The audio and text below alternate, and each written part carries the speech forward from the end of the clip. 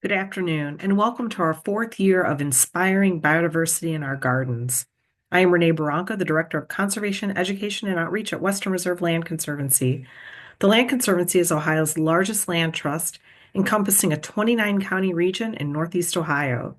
To date, we've protected over 75,000 acres of natural lands, family farms, and urban green spaces. At the Land Conservancy, I plan nature-based programming for people of all ages. Our goal is to provide a platform to learn and develop a greater appreciation of our natural world. I am pleased to continue our collaboration with the Cleveland Pollinator and Native Plant Symposium and Nature Spark to bring you this year's symposium. Through this collaboration, we hope to have an impact on transforming gardens and green spaces into functioning, diverse, beneficial habitats. My co-hosts, Anne Cicerella and Judy Semrock, are passionate about this topic.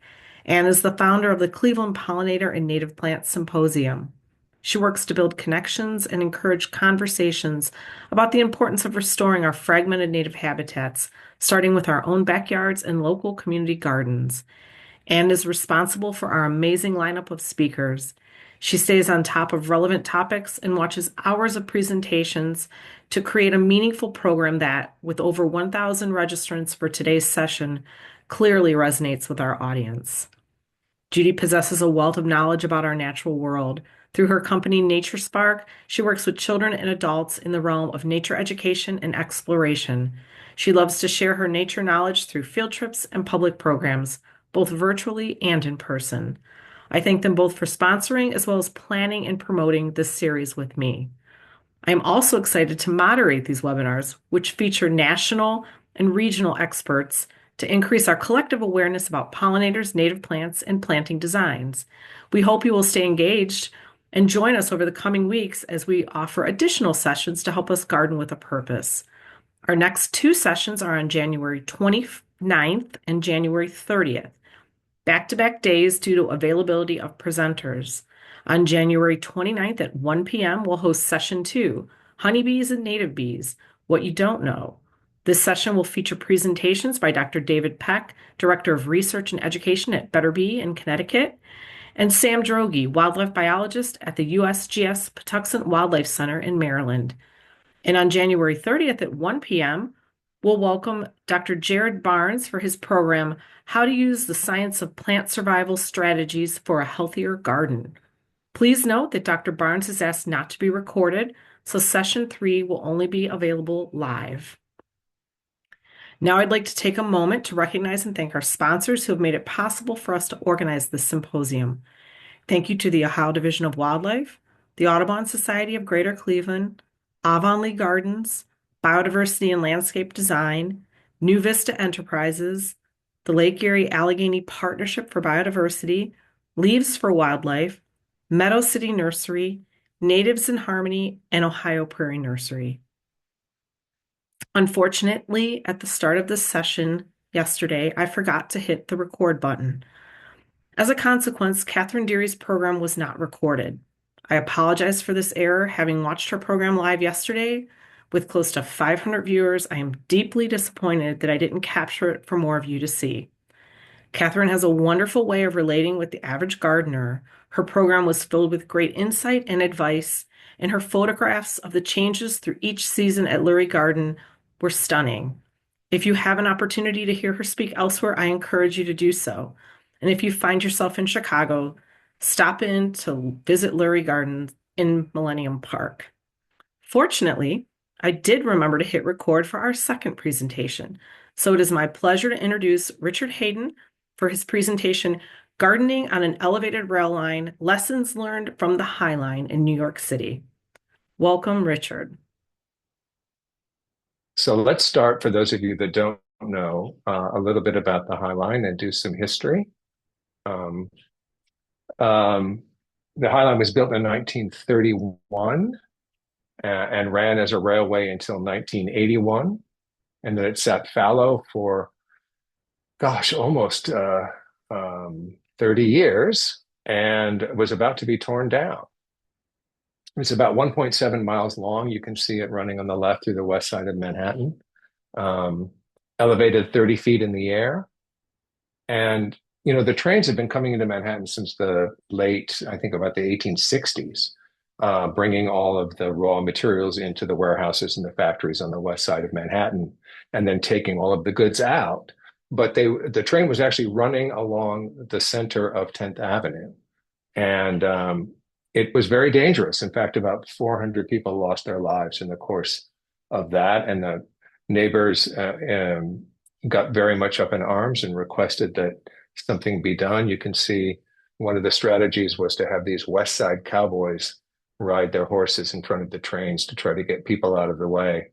But it was such an important factor that in the early 1930s, in the middle of the Depression, they started construction on this major piece of infrastructure. It originally ran for almost 3 miles. About a mile and a half has been torn down already. And so we're left with this elevated walkway or elevated train line that you can see here running along the west side of the Manhattan. That is the Hudson River on the top. And it runs from about 34th Street all the way down to the West Village and the equivalent of about 11th Street. So in 1999, the city wanted to rip down the remainder of the elevated railway. It was very expensive to remove. And these two gentlemen met at a community board meeting to discuss the High Line and what it should be or should be torn down. And they had snuck up and seen what was actually going on top of the High Line, because you couldn't really see what was there from street level. Maybe if you lived next door, you could have a view. And they saw this beautiful kind of wild garden and decided that it was worth saving. So they formed Friends of the High Line in 1999. We celebrated our 25-year anniversary. That's the foundation that I work for that maintains the High Line. The High Line is a New York City park. It's owned by New York City Park, but it's completely run, maintained, and funded by the foundation Friends of the High Line. So they started doing all this community work to see what the High Line could become, and they had this card that they would pass out to people that said, "What do you want?" And they received this back. And I love the fact that it says it should remain an untouched wilderness, but no doubt you will ruin it, so it goes. And this became actually a mantra, and they had this up on the bulletin board, and it kind of really informed the way they thought about the High Line and the way they wanted to think about how it should, what it should become. And they were really smart, Josh and Robbie. They hired Joel Sternfeld, who was an art photographer, and they employed him for a year to get up on the High Line and take these amazing, evocative photographs of this self-seeded wild landscape. And then they would bring these large-size photographs to all of their community meetings. And this is how they really convinced people that it could be a garden. And they had a design competition. These four teams got together and made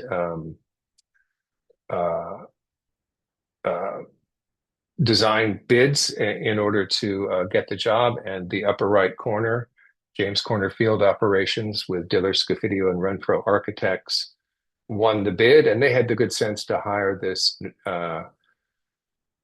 Dutch nurseryman and garden designer, Pete Oudolf. Pete had already done the Lurie Garden. They started this in 2004. I think that's about when the Lurie opened. And it's amazing, actually, how much the renderings that Field Operations did look so much like what actually has ended up being part of the High Line. And here they are on their first visit to the High Line. You can see it was a lot of work to do.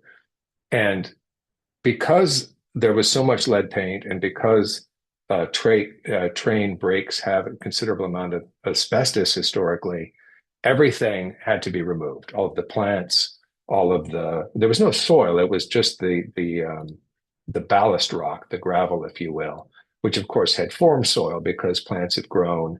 The landscape, railroad timbers had disintegrated, but all of it had to be removed. The lead paint had to be remediated, and a new tub was poured, and 18 inches of soil were installed, a manufactured soil, which is primarily sand, silt, and compost. And they had, this was the design ethos: keep it simple, keep it wild, keep it quiet, keep it slow.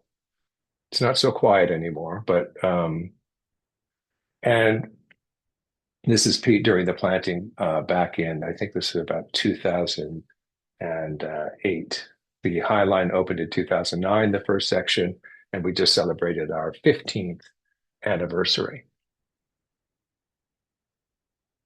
And Pete, Pete has a very specific design ethos and is probably responsible for really making naturalistic gardens as popular as they are, and also probably really responsible for the idea of gardens being for all four seasons. I like to think first of all, I love this quote when Pete says, "A plant is only worth growing if it looks good when it is dead." And I asked him about this, and he says, "Oh, I couldn't come up with the right English word." And the New York Times actually published this quote. But what he means is a plant is only worth growing if it looks good in its decline.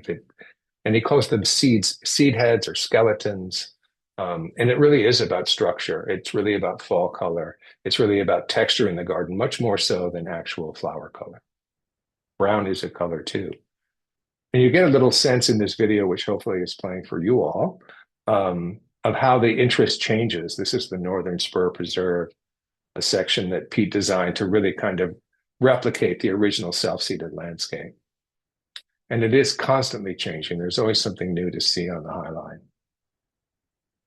And I found this quote that Pete had kind of used for his inspiration when he was thinking about designing. This is from, I think, 2005.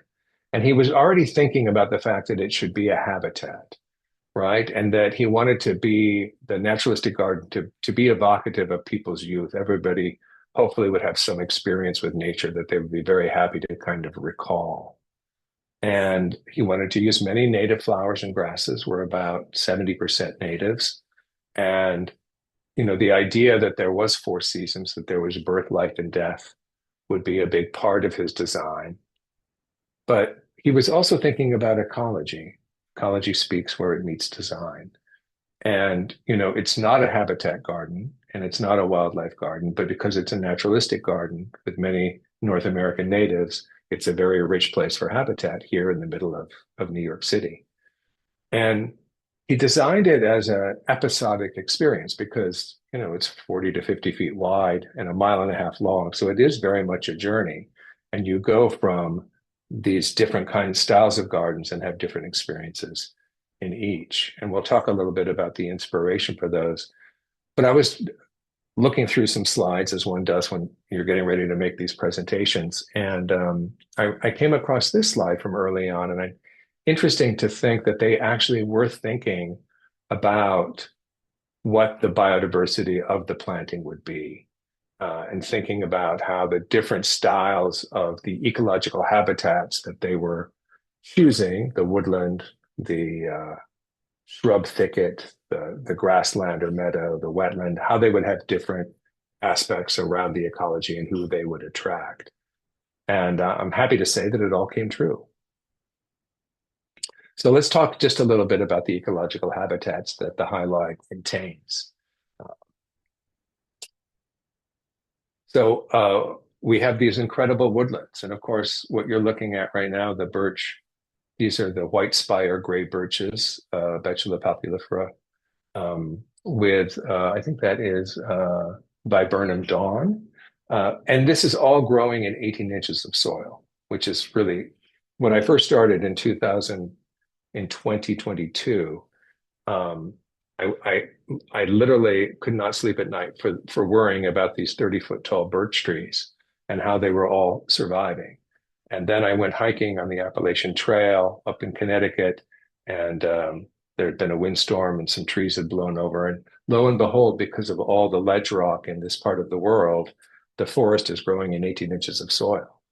So I managed to sleep well after that. So our birches are doing well. You can see here with this Appalachian redbud. And, the Highline Gardens are really known for the complexity of the planting. We often have trees. We often have a mid-story of flowering spring shrubs, winter summer shrubs, and then there is a complex ground cover as well. And maintaining all of that in 18 inches of soil is really kind of the magic of the stewardship that we do. And I've just made a list of some of my favorite plants from the Gansevoort woodland, which, of course, now that this is recorded, you all have access to later on. So I won't pause too long here. Um, but it truly is magical in the spring, I have to say, and very evocative as you walk down this pathway, and the birches are meeting overhead very cathedral-like. And it is a mix of natives and non-natives. This is the non-native Humelo dead nettle, Stachys humelo, which is Piet is actually from Humelo, the Netherlands, but interestingly enough, this plant is not named for his hometown. He told me it's actually named for the German word for bumblebee, which is Hummel. It's a big bumblebee plant. And then you can see how this area changes in the seasons. This is kind of an early winter picture. The grasses really take over. And then, of course, in the winter, we have these beautiful kind of really evocative skeletal pictures. Frankly, we have not been getting much snow. We've gotten just a couple of dustings in the time that I've been back in New York City the last 3 years. So I would like to see a little bit more snow because it is so fun to see. But we also, as a team, do quite a bit of the snow shoveling. So maybe I should be careful what I wish for. And then this is the Gansevoort woodland from the street. So you get a sense of just what a magical place this is when you go up those stairs and get to experience that. We have woodlands also up in an area around 26th Street called the Flyover. This was an area between two buildings where there were actually trees growing in the original self-seeded landscape. They were Tree of Heaven and I think some sumacs. So they had the idea that trees would do well here because of the protection from the surrounding buildings. And they built this canopy walk. And Piet was just with us in October. So lucky to have him here for almost an entire week consulting with us. And he was marveling at the fact they never had any idea that the trees would grow this tall. There's a little bit of berming here. They've kind of made almost 30 inches of soil by kind of making some mounds so the trees have a little bit more space for room for roots. But some of these sassafras and magnolias are pushing probably 30 feet. One of my favorite plants on the right in flower, sassafras, really beautiful. There are big leaf magnolias, which have flowers, big white flowers that are almost a foot across. And we've added a few other natives like pawpaw and the dwarf tulip poplar. And of course, the fall color is a big part of the highline, especially with sassafras. You can't beat fall color than the sassafras tree that you see here. And of course, in the winter, this area is also beautifully planted with a mosaic of ground cover. And it's a real trick for us to keep the light coming through, keeping the ground cover layer very happy.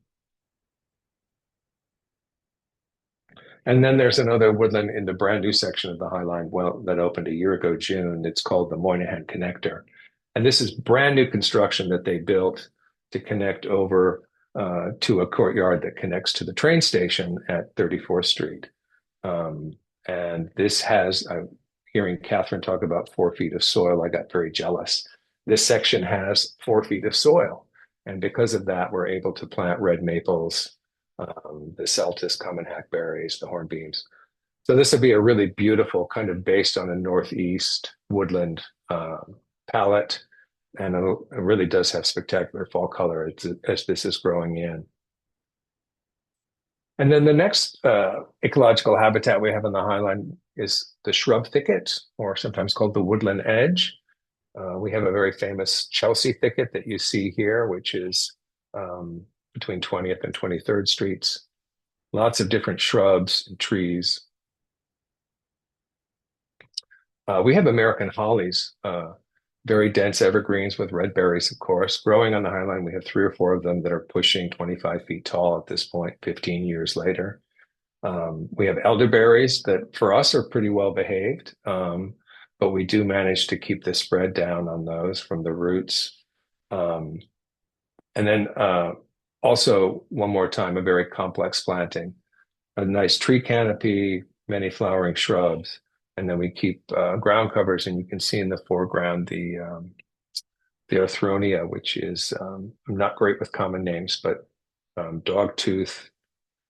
Well, it will come to me. But some beautiful bulbs also in the spring help to keep it as a four-season garden. And here you can see the midwinter fire dogwoods, the blood twig dogwoods in their yellow form. And also in the Chelsea thicket. We have a juniper that you're kind of seeing on the left there, which is also a wonderful plant. That's a red cedar. It's a variety called Sentinel that does very well for us in part shade and full sun. And then I heard Catherine say that they get blooms in 11 months. We have blooms in 12 months. There is something in bloom almost every month, even in the winter. And this is Jelena witch hazel, which is just coming into flower right now, I heard this morning. And then we have a shrub thicket in the Hudson Overlook, and that's more of a sumac thicket. Two different varieties of sumac, staghorn and smooth sumac.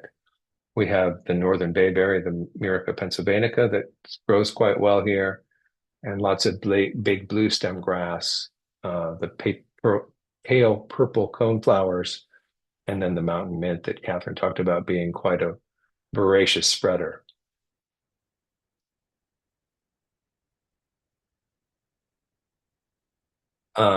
More pictures from the sun deck. You can see the beautiful fall color on that is the staghorn sumac on the left. And the one on the right is actually a staghorn sumac. It's the cutleaf version, which is lanceolata. And it looks beautiful with asters. The late season asters in this section are really great with the fall color. Another picture, you can kind of see the Hudson over to the right.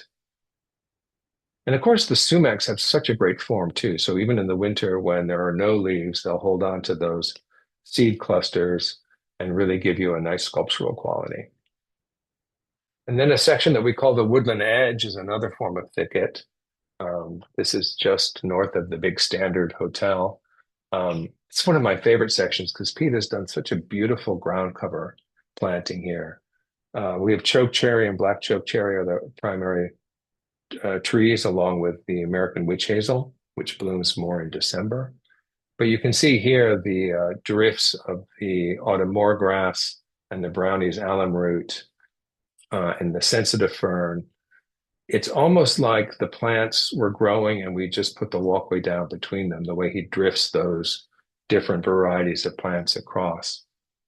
And here he does what he kind of calls a matrix planting, where he'll choose these ground covers to kind of be the ground layer, and then everything else is kind of layered on top of that. Similar a little bit to what Catherine was talking about with their intermingling, but here we call it a matrix. And then up at the very north end of the park, from 30th and 11th Avenue to 34th Street, is this section we call the Western Rail Yards. And this area has not been replanted. It is still the original self-seeded landscape. We've just gingerly placed a walkway down on top without digging into contaminated soil.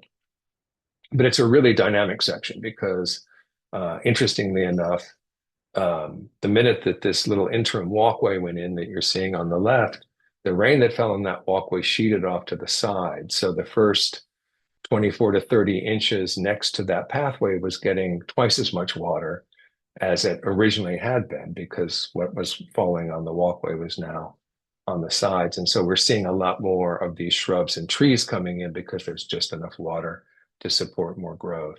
But there is a beautiful planting you can see on the right of the little bluestem. And then we have a wetland, very small section, but that bed along the right-hand side of the picture, you can see there's a water feature where the people are walking in their bare feet that just sheets the water over the walkway. And there is this wetland planting, which is really quite wonderful. And it was designed, it's all natives, and it was designed so that you can sit in one of the chaise lounges and look at the Hudson River and then see these native wetland plants that might have actually been growing along the edge of the river. Another picture here, you can see the wetland bed is on the right. We actually had to completely take all of the soil and all of the plants out of this bed earlier this year. They had planted equisetum, which is horsetail or scouring rush, and it had taken over. It literally just was every square inch of the planters were just the horsetail coming up. And the only way to really remediate that and get a fresh start was we removed all the soil, brought fresh soil in, which of course on the High Line, everything is complicated. It had to get boomed in with a crane, 60 bags. But it was really well worth it because this was the planting from, I think this picture was taken in late June. This was planted by plugs in May. And literally within 6 weeks, it was just booming. This is what happens when you get constant moisture. And some of the plants that we have here, we have a wonderful native buttonbush, the baby Joe Pye weed, the beautiful rose mallow, the hibiscus swamp rose mallow, the big pink flowers, which I'm always amazed is a native because it feels so tropical. And of course, we love our milkweeds. The swamp milkweed in this section is lovely.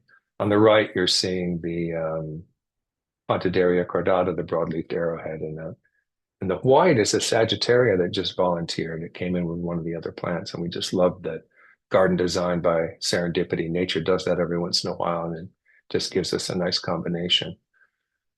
And then we're probably most known for our beautiful grasslands and our meadows, and we have 4 or 5 of them that kind of repeat up and down the High Line. Pete, of course, is really a master of meadow design, and it's interesting that a lot of these are native prairie plants from North America. They found their way to Germany in the 50s and 60s, and they were much loved in Europe before they really found their way back to us.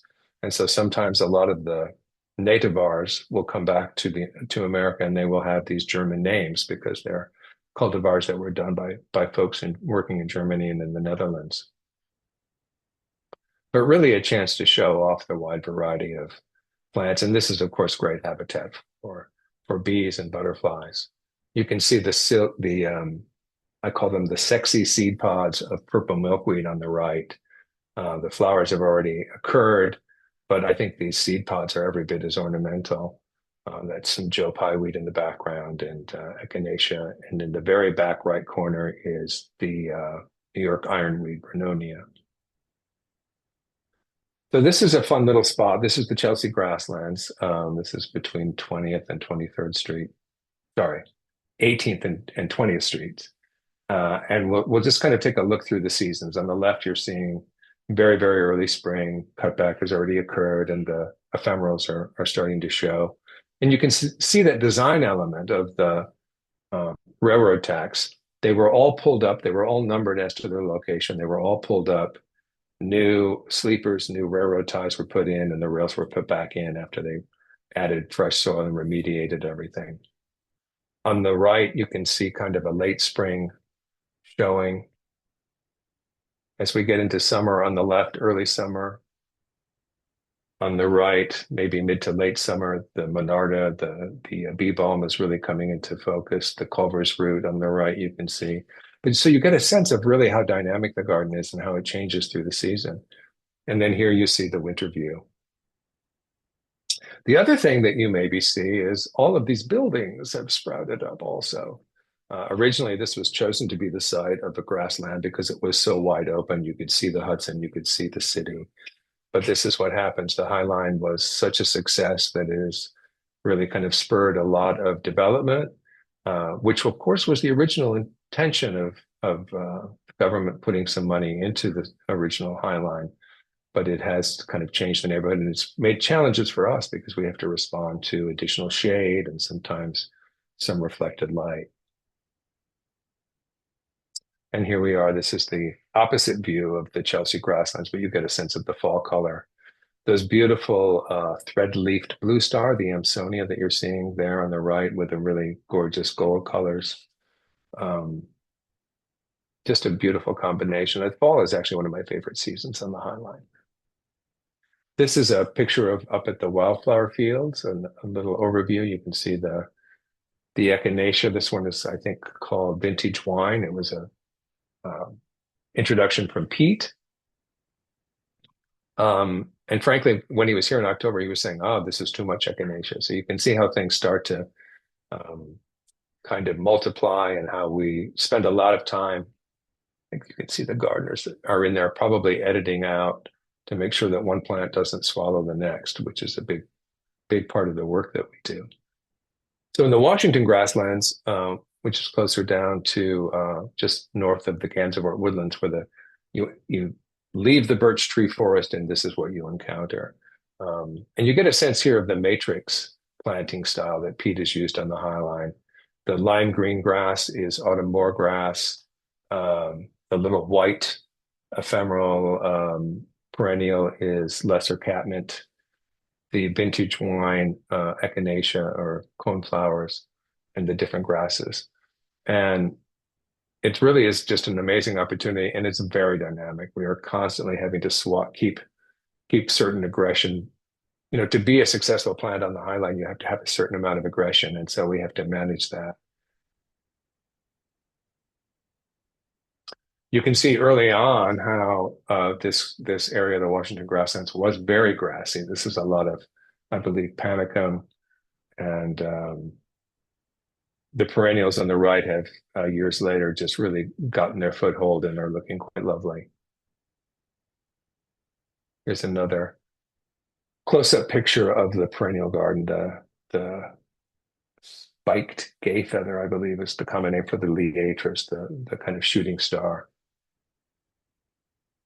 Great textures. And then at the north end of the park, 28th Street to 30th Street is the wildflower field. And he manages to use some plants that repeat, so the High Line doesn't feel like every single section is a jarring new collection of plants, but he makes them in combination with some unique plants to each section, which really give a different feeling as you're kind of walking through.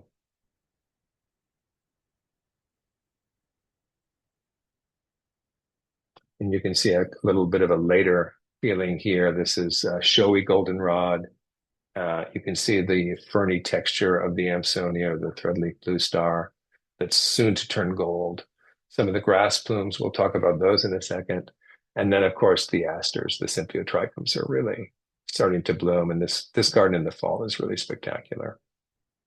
Here you can see it in late summer with all of the coneflower, the echinacea blooming. All of the buildings. When I first started back in 2022, Pete came for his first visit in 5 years, and none of these buildings were here, and he was just could not believe what he was seeing. And now he suggested that we plant some trees down in the farthest view that you can see there, so that as you're walking up, there's a little bit of something to kind of cushion the looming feeling that all of the buildings have. We're working on that for the spring. Lots of different grasses here. This is Carl Forster feather reed grass. So those are the ecological sections of the High Line, the kind of design theory that they use to create the episodic journey. And I think it's kind of an exercise in if you build it, they will come. And the answer is they have come. We're very fortunate to have a dynamic, lively garden full of wildlife.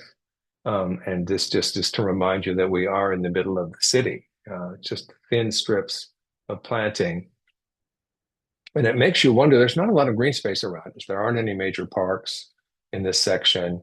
There's really no wild areas at all within 3 or 4 miles. So it's amazing to think that all of the birds and the bees and the different insects that we'll see in a second actually call this place home. I'm sure many of you are familiar with Dr. Doug Tallamy. He wrote Bringing Nature Home was his first book. This was his second book, Nature's Best Hope. And on the right is a section from the book where he visited the High Line with our dear friend Rick Dark, who's in the picture there, who's an author and horticulturalist. And Doug was really impressed to see that so much life was going on in the High Line. In the picture on the upper right, you can see little pictures of leaf-cutting bees that he took pictures of, and then he found the red bud leaves where the leaf cutters had cut out their little discs to make their nests. And he really calls the idea of urban ecology and the gardens like the High Line that can be important connectors between our wild places. So we do have a number of birds that call the highline home, these mockingbirds, jays, doves. We have a number of birds that we see during migration, frankly, a lot of interesting birds. The spring migration is, I'm sure, will be spectacular this year. And then a number of butterflies. We have so many nectar plants. Of course, our famous monarchs that we'll talk about in just a second. We have 6 different species of milkweed on the High Line, and we're very excited because last year we participated in the official Wildflower New York City project, and there was an organization from each borough of Manhattan each borough of New York City was chosen to nominate a specific native wildflower, and we chose butterfly milkweed, Asclepias tuberosa, and lo and behold, we won. Voted all summer, and maybe because we have 6.5 million visitors, a lot of people had a chance to vote. So this is working its way through the city council and will soon become the official wildflower of New York City. And of course, we all know that monarchs are, I think, now officially on the globally endangered list. So anything we can do to promote them. And believe it or not, we have a really robust native bee population on the High Line. We worked with the American Museum of Natural History 6 years ago and did a survey with their entomologists and identified 33 species of native bees that are using the High Line, either for shelter or for nectar, which we're just really proud of. And we like to promote the idea of our native bees, many of which are actually cavity dwellers. You can see this is a birch tree that we've harvested and kept and then created just a little bee nesting box. We don't have a lot of those. Supposedly having too many makes it very easy for bee predators to find them, but we like to have a few of these so that it gets people thinking about the way our native bees actually need their habitat. So you can leave some stems, you can leave some snags, trees, etc., so that wildlife has a home. Because of the wetlands and because we're near the Hudson, maybe we have quite a few dragonflies that show up. And I took this picture of the crab spider on the echinacea with my iPhone, but it's really spectacular, the different things that you can find. We've got, frankly, a series of praying mantises that we see every year, which are just ghoulish when you look at them up close. So I love the idea that Catherine in her talk was mentioning the idea of maintenance versus management. Uh, Rather than management, we like to call it ecological stewardship. And sometimes it's also, if you think about it, as kind of interrupting succession, and it's formally known as maintenance. Obviously, to maintain something needs to keep it as it is. And that's just not the way naturalistic gardens want to be. They're constantly evolving. Things are reseeding over here, and maybe you're going to like the way that that looks. Maybe other things are swallowing other things. And so you need to constantly be thinking about how things are playing together. We add in almost 5 to 6,000 new plants every year because perennials have a lifespan. Some things just don't succeed. Um, I found this quote from Nigel Dunn. I don't know if you folks are familiar with him, but he's worth a Google. He is a professor of ecological landscape. He works in Sheffield. He's done some beautiful plantings in the city of Sheffield along some roads that are very dynamic. And he's really kind of at the forefront of ecological landscape. He did some series of gardens for the London Olympics from seed that are really spectacular. But he makes the distinction that, naturalistic planting designs will generally need a lot more maintenance and a lot more input just to kind of interrupt the succession. And when I say interrupt succession, I mean, to be clear, succession, you may be familiar, is the idea that nature is constantly moving from a very dry grassland to a very mature forest. Anytime you maybe see a grassland or a meadow in the woods, you can see the trees starting to move in. And so that's just the way nature is constantly moving towards that particular ecosystem of a more mature forest. And so as gardeners, what we're doing is we're choosing a spot, a slice of that timeline and deciding to keep our gardens looking like that. And that's what I mean when I say we are kind of interrupting succession. ecological planting design, Nigel's telling us that it's more about putting all of the aspects of it together. Often he's doing it from seed and being less concerned with the outcome, knowing that it will be more dynamic and perhaps unpredictable. So I don't know how often I hear people tell me, "Oh, you're so lucky. It's so natural looking. It must just grow this way." And any of you who have ever tried to maintain a meadow, you know, I like to say that it's carefully curated within an inch of its life. We do quite a bit of work, and we'll talk about some of those techniques now. Um, so we do have to manage our trees in our forest. When I started in 2022, the Gansevoort woodland looked like this. COVID had occurred, and the tree trimming had not happened, I think, about 5 years. And we were starting to lose the understory. There's quite a few ferns and different things that were kind of being lost here. And so we had a really talented crew of tree shapers come in. They spent 13 days with us. And of course, all this material has to be lowered down to street level to be chipped up and recycled. And then the next spring, you can see the same picture. We've got dappled light. We've got a successful understory. Um, and the trees also, most importantly, because the wind now has an ability to blow through them. We're quite a windy site. We're near the Hudson River, and wind is one of the things that we do worry about quite a bit. Another aspect that we do is something we call the Chelsea chop. Um, you may be familiar with this Chelsea. It's called the Chelsea chop because often you're doing it at around the same time as the Chelsea Flower Show in England. It's probably an English term. But basically, what it means is that a lot of the perennials on the High Line, left to their own devices, would grow too tall and be too floppy. Maybe that's because we're dealing with part shade conditions. Maybe it's because we're dealing with more wind. Maybe it's just because we have so many plants. So what we've discovered is that giving things a chop in late May, often frankly, two or maybe up to 2 or 3 times more throughout the year, will give us plants that are very dense. They don't need staking. We don't really have the facility to any staking, frankly, nor would we be able to, because the gardens are never so deep that you can really hide, the stakes or hide areas that aren't looking so good. Everything is on display, and we really have to keep it looking its best. So a lot of asters, Symphyotrichums, Brennonias, Coreopsis, and then we also control the spread of certain things as well. We do have to think about invasives. I don't know where they come from in the middle of Manhattan, 30 feet in the air, but they find us. We have some mugwort, which is just I don't know if any of you have dealt with mugwort, Artemisia officinalis or something.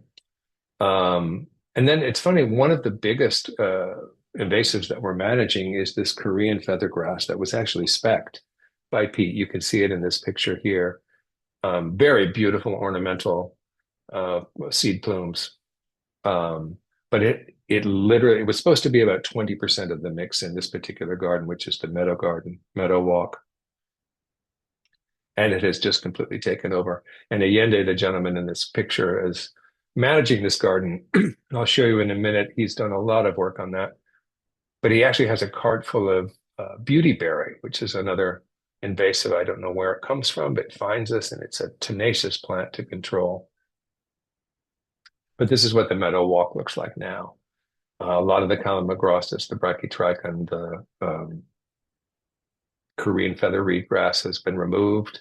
I think Catherine has told me that they've removed all of it from the Lurie Garden. They don't have it at all.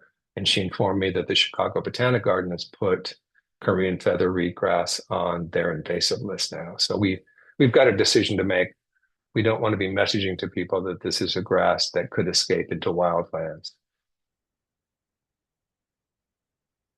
We do a lot to maintain healthy soil, but we are completely organic. Compost is our main additive. We have a few acid-loving humates that we'll use, also derived from organic. But the grasslands, frankly, don't get any additives. We use compost mostly in the woodlands where they need a little bit more fertility. there was a design decision early on that the gardens would be mulched completely with ballast rock, which is a 3/4 inch gravel, because it looked like a railroad. But of course, that gravel makes it difficult for the leaves to fall and accumulate and actually decompose. So anytime we are doing renovations and I can get rid of gravel and have just a leaf litter mix, it's much more beneficial, especially in our woodlands. And I should add that we get our compost from the same facility where we take our green waste. We bag up. We don't have really the facility to do composting on site. So we take our green waste to a couple of community composting partners. They make a really nice compost. We pick that up and bring it back. And we're also doing quite a bit more with seed propagation. Um, some of Pete's plants are difficult to source, so if we can grab seeds specifically from the highline and then propagate for our own replacement, that's worked very well. And we have seen what we think is anecdotally more vigor in our plants that we're self-propagating. In fact, I'm very excited because we just had our hoop house greenhouse delivered last week, and we'll be installing that in a little section of the park, and we'll be really kind of undertaking a much more robust propagation effort. Once again, like I said, organic and sustainable. All of our tools are electric. You can see Yende and Mateo here with our electric lawnmower. Yes, we do have a lawn on the High Line. It's about a block long, completely organically maintained, just compost as inputs. But when you have 6.5 million visitors, there are not many places to sit down, and it's one of the places where we encourage the public to engage, with the garden and enjoy.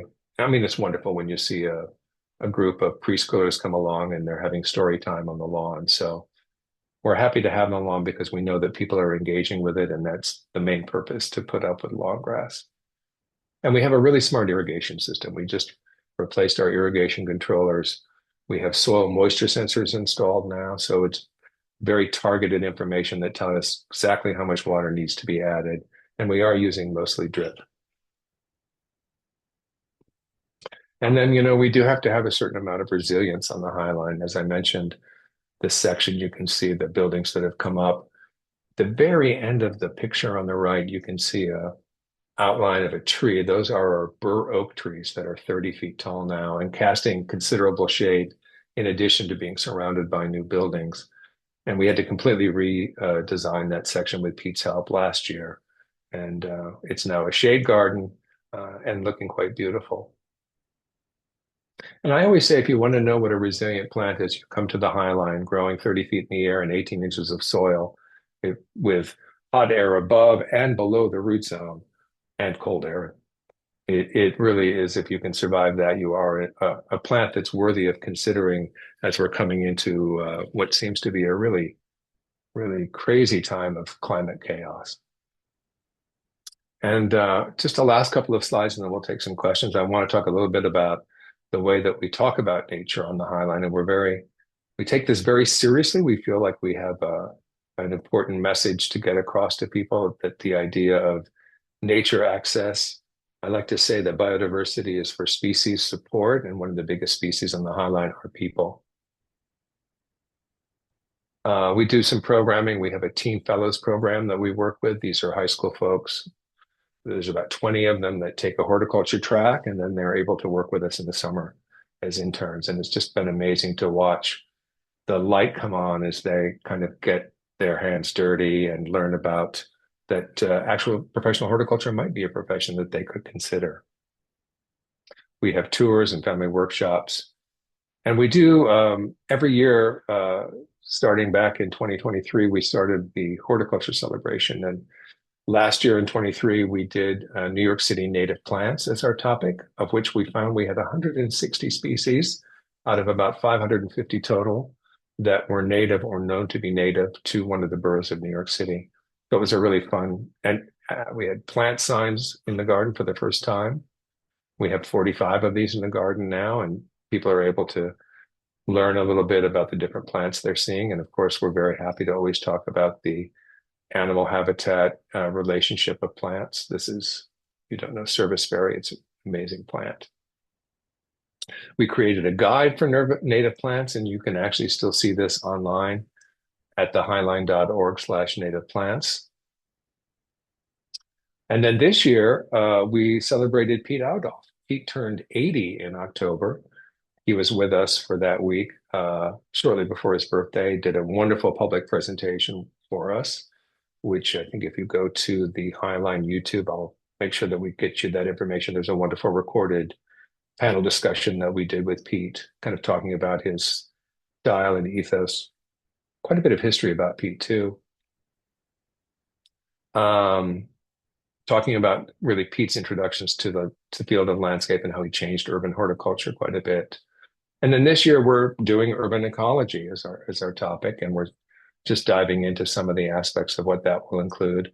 We have this beautiful passage at 14th Street that's about 250 feet long, and we're able to do these big interpretive panels. So getting a chance to teach people about the different aspects of nature and what's unique to the Highline has been one of my favorite aspects of my work. And then I would be remiss if I didn't mention the fact that it does take a village to do the work we do. I have a staff of 11 full-time horticulturalists in addition to a horticulture manager. We have 3 seasonal gardeners that we're just hiring now that will start in March as we start cutback. And then we have the teen fellow interns I mentioned. We have around 38 horticulture partners that work with us for a 3-hour period once a week in the summertime. We have 120 plus volunteers that help with our cutback, which we do in March. Well, actually, we're starting in February now because it seems like the climate is warming and we need to start earlier if we're not going to be trampling on all our bulbs. And then we have a bunch of corporate volunteers that help as well. You can see we're doing cutback here. We don't get to use mulching mowers the way Catherine does at Lurie Garden because of the complicated the rails that are running through the beds and the various shrubs, et cetera. We find that we're working generally with just hand tools. So it is a real concerted effort. As I mentioned, this is my team shoveling snow. We're so fortunate we've got Pete coming pretty much every 2 years for a couple of days of consultations. I'm excited to say he gave us some ideas for some new plants on the Highline. We've got about 10 new species we're going to be introducing. So I'm excited to give people a few new things to look at. They're repeat visitors. And then you can see the team doing a wide variety of engagement. It does take a village. So thank you very much. It's been a great opportunity to chat with you all. And I'm hoping that there might be some interesting questions that I could answer for you all. Sounds great, Richard. Thank you. It was inspiring and such an absolutely stunning garden that you have there. And of course, there's questions. So I'm just going to dive into some of these questions. The soil, can you talk a little bit about the soil that you brought in? Right. So there's actually been so the garden was built in 3 different phases. So the first section was their best guess for soil. They learned from that and kind of amended it for the second section and the third. It's manufactured. And so it's layers. Generally, it's more of a sandy layer at the bottom 18 inches. Then the center section is a little bit more fertile with a mix of compost, loam, and sand, and then a slightly more compost on the top. So the drainage has to be immaculate, but it also has to have a certain amount of ability to kind of hold roots. Related to ongoing citizen science and community science studies for fauna that occurs, any rarities that you found at the site? Birds or Well, that's a great question. butterflies? So we've identified, and I wish I could reel off the scientific name. It's a minute leafcutter bee that was identified by Sarah Cohn-Bluth, who's the entomologist at the American Museum of Natural History. And because she found that bee on the Highline, there are specific plants that she identified as good nesting sites. And they are very thin. It's the wild petunia, if anybody knows that plant, has a very thin, pithy stem. And actually, believe it or not, are astilbes. And those are the plants that we leave a little longer, the way that Catherine was describing leaving things at 18 inches. And so by identifying what was rare, we were able to do practices that might support that rare bee more frequently. Okay. Now, moving more into the financial side of things, there's a handful of questions about what your budget is annually and how Mm. creating the High Line was financed in the first place. Wow, good question. So originally, uh, money came from a lot of different places, but the primary money came from a federal grant that was basically a Rails to Trails grant. And that was, I think, several $100 million. There was some money from New York State and some money from New York City towards the Capitol building of the High Line. And then um, also a lot of private donors. Um, every section of the High Line that I reeled off as having a name has a donor name attached to it that I probably should be using. For instance, the Diller Van Furstenberg Sun Deck. Barry Diller and Dion van Furstenberg, who has her store right near us, given quite a bit of money for that section. Nice, So nice. our current operating budget is running literally right around $19.5 million, which is baffling to me when I think about the fact that we're just a mile and a half long park. We're about 6.5 acres total. Um, but we have 160 employees that work at the High Line. A lot of them are raising money.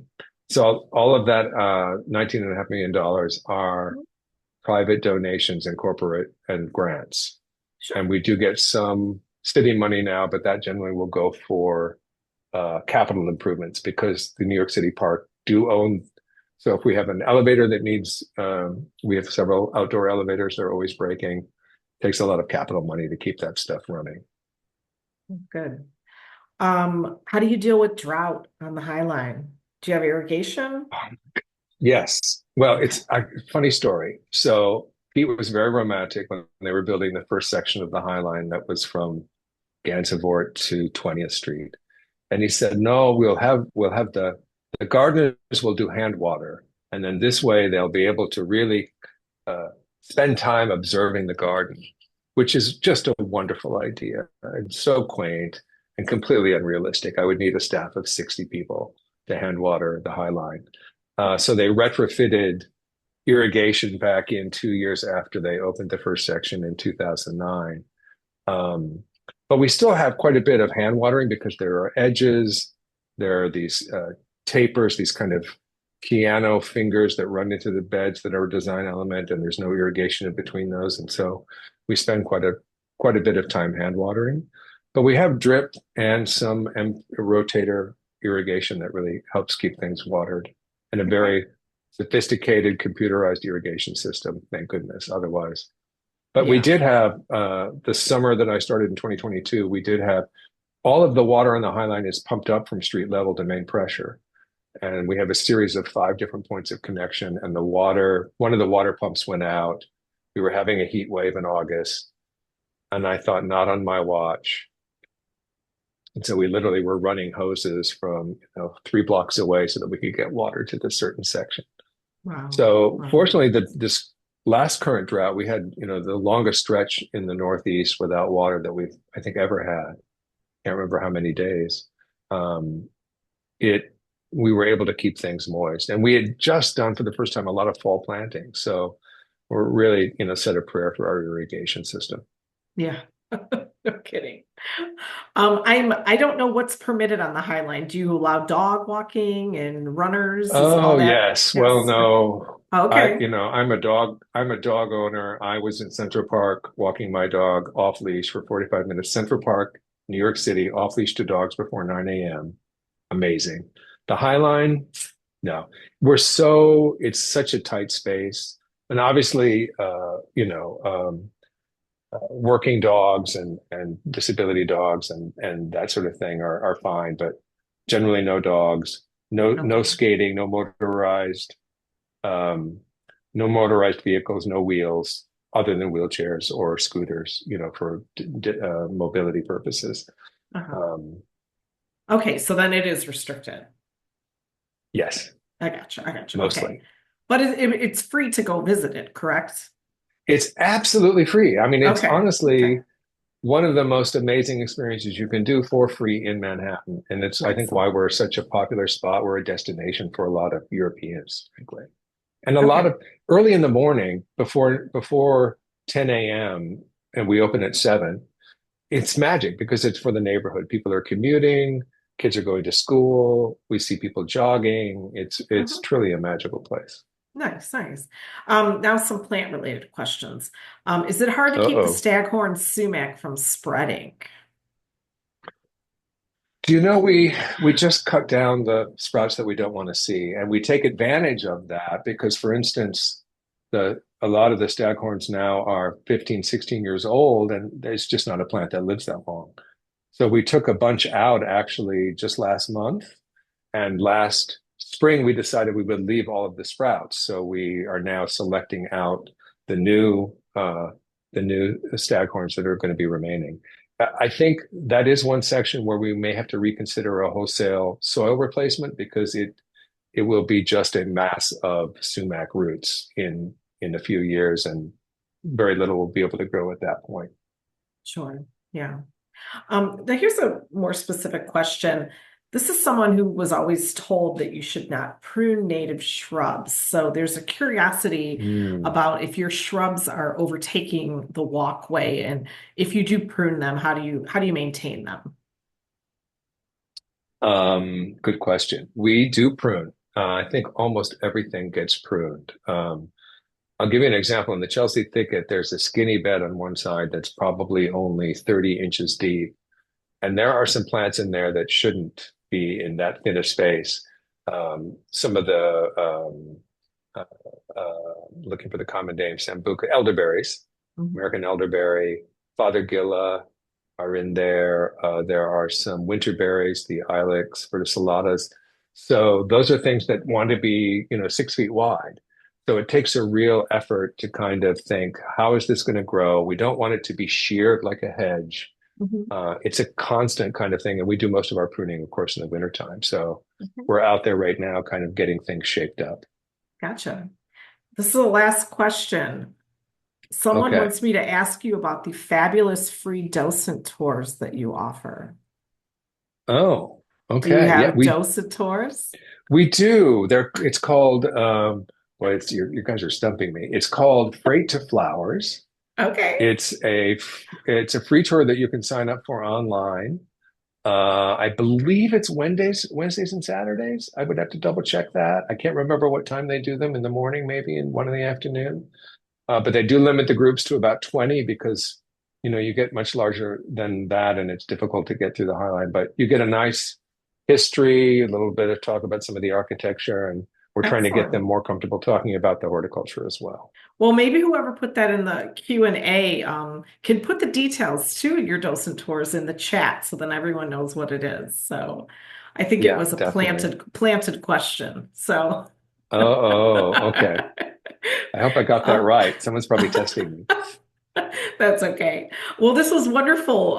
Richard, thank you so much. And Catherine, thank you for sharing about Lurie Gardens.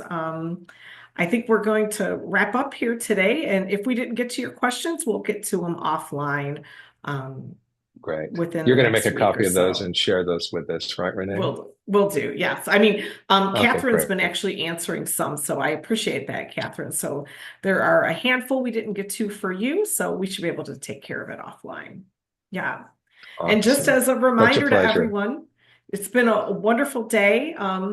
And we look forward to having you come back on Wednesday, January 29th, when we welcome Dr. David Peck and Dr. Sam Droege for a discussion on honeybees and native bees. We will see you then. Thank you.